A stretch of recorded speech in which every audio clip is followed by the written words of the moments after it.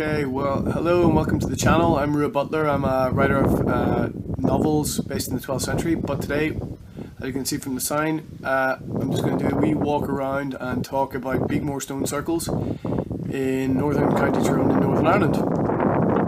I was up there on New Year's Eve and had a bit of a look around. Basically, people have been living up in this part of Ulster since the Neolithic period, 6,000 years ago. It's in a sort of river valley in the mountains, in the Sperrin Mountains. You can sort of see it on the map there, and down on the right you can see the picture of where it is in the country. That white patch in the middle is Lough Neagh, and then County Tyrone is the sort of in between County Tyrone and Derry. And you can just see them up in the distance there along this path. It's, as I say, it's in a bit of a river valley. It's kind of surrounding this like natural basin, which probably has something to do with the site it was buried on. And I suspect it was mostly woodland at one time, and then it was sort of uncovered by the Stone Age people and cutting down trees and things. I think it was during the Bronze Age that most of these stone circles around Britain and Ireland were kind of made, but this one seems to have been, we're talking probably 4,000, 3,500 years ago. This one's particularly interesting. This first stone circle is kind of like slightly phallic looking, actually. There's two sort of circles and a long shaft in the middle. There are other thinking behind it, but I must admit my first impression was phallus. Although that probably says worse things about me. As far as I know, this one was buried underground for quite some time before it was uncovered by a farmer who was doing some ploughing here. So amazing that it was found, and I think it was in the 60s if memory serves. But there you go, I'm walking up this kind of long tunnel of between the two stones, which goes sort of into the next field. So presumably there's a lot more of this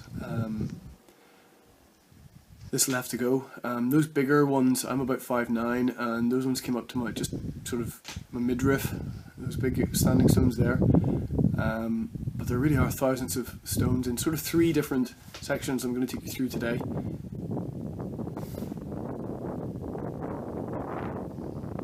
Now again, trying to date these stone circles is quite different, or difficult, excuse me. But presumably we're talking 2000 BC, that sort of period that these were put down. Now the reasoning behind this, obviously probably ceremonial of some kind, but lost to time, unfortunately. Are we talking religious or social things, perhaps? I remember hearing one thought that it was sort of as an observatory for sort of celestial reasons and religious beliefs. Maybe even marking celestial events. We're talking like different parts of the calendar.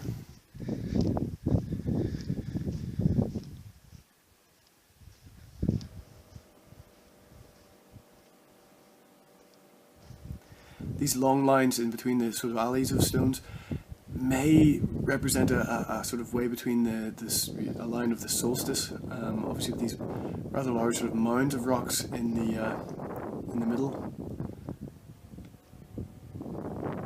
perhaps representing the sun. Perhaps. I suppose those are really cairns, those little fat ones.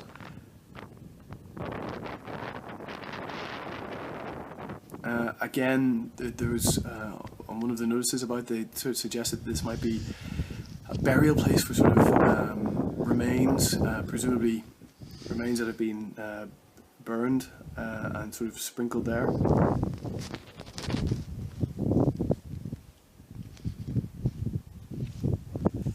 And then attitude later. This was a particularly interesting stone circle, again with this little sort of line leading up to a sort of cairns, standing stones larger than the rest, and then this real, this sort of sprinkling of stones, almost like, I think concentric lines, I don't know, but it's certainly in a very big circle, and then with, maybe this is the heavens, is what they represent, the stars perhaps in the heavens, as my first thought anyway.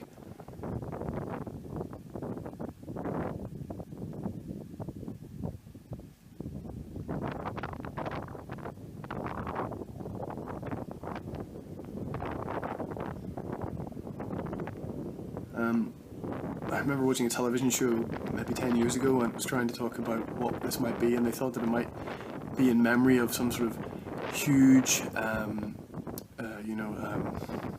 comet passing over, or maybe several comets passing over, and that this was the reasoning for it. And the long lines of stones represent the tail of the comets as they passed over. Who knows, maybe even Halley's Comet or something like that, but certainly something that the ancient people would have been, you know, nighttime, if you imagine the utter dark of that time, and then the comet coming overhead would have been, you know, one of the greatest things to have appeared in their world for some time.